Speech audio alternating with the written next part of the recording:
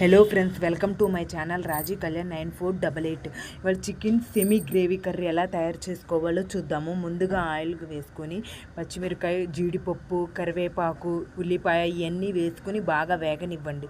వేగిన తర్వాత చికెన్ ఏం చేయాలంటే హాఫ్ అన్ అవర్ ముందే మ్యాగ్నేట్ చేసి పెట్టుకోండి.